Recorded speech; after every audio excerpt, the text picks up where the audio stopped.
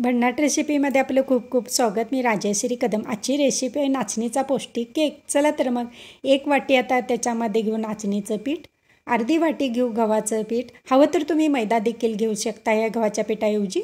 1 वाटी घेऊ त्याच्यामध्ये पिठी साखर, थोडीशी वेलची पावडर घेऊ, 1 चमचा कोको पावडर घेऊ। आता हे चाळून घेऊ। एखादा साखरेचा कण वगैरे असेल तर तो चाळणीमध्ये राहतो। सगळं हे बॅटर आहे ना चाळून घ्यायचं आहे आणि मिक्सरमधून ना कमीत कमी 2-4 वेळा तरी फिरवून घ्यायचं आणि फिरवल्यानंतर ना 1-2-4 तास ठेवायचं त्याला।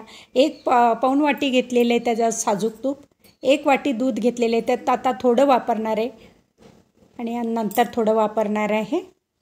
अर्धी वाटी घेतलेले घट्ट दही, नॉर्मल आंबट असलेलं दही घेतलेलं आहे। आता 1 पाकिट घेतलेले इनोचं, पूर्ण 1 पाकिट त्याच्यामध्ये ॲड करायचं। हवं तर तुम्ही बेकिंग सोडासुद्धा घालू शकता आणि याला 5 मिनटं आता फेटून घ्यायचं आहे।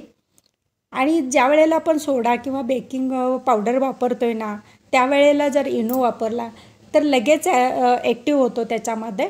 तर तो फ्रीट केलेल्या कुकर असू दे किंवा कढई असू दे त्याच्यामध्ये पटकन ठेवून टाकायचा। सोडा घातल्यानंतर फार असा वेळ ठेवायचा नाही वरती। थोडंसं भांड्याला ग्रीस करून घे, थोडं गव्हाचं पीठ भरभरून घेऊ आणि जे बॅटर तयार केलं होतं आता ह्याच्यामध्ये वतून घेऊ आणि तुम्ही ह्याची कन्सिस्टन्सी पाहू शकता।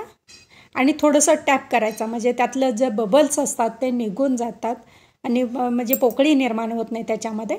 आणि थोडासा वरून सुकामेवा घालून घेऊ आणि मग तुम्ही कढईत ठेवणार असेल किंवा कुकरात ठेवणार असेल तर फ्रीहीट करायला अगोदर ठेवायचा। आता मी फ्रीहीट करायला कुकर ठेवला होता।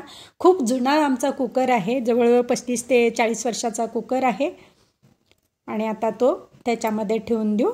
40 मिनटाशिवाय अजिबात ओपन करायचं नाही, टोपण अजिबात काढायचं नाही। आता 40 मिनटानंतर हा केक बघू उघडून तर मस्त असं जाळीदार झालेलं आहे, हेवा स्पॉन्जी झालेला आहे।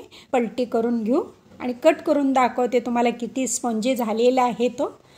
आणि हेल्दी केक आपला तयार आहे ना। 25 डिसेंबरला क्रिसमस येतो तर एखाद्या तुम्हाला मैत्रिणीला भेट द्यायचं असेल तर हा केक तुम्ही देऊ शकता।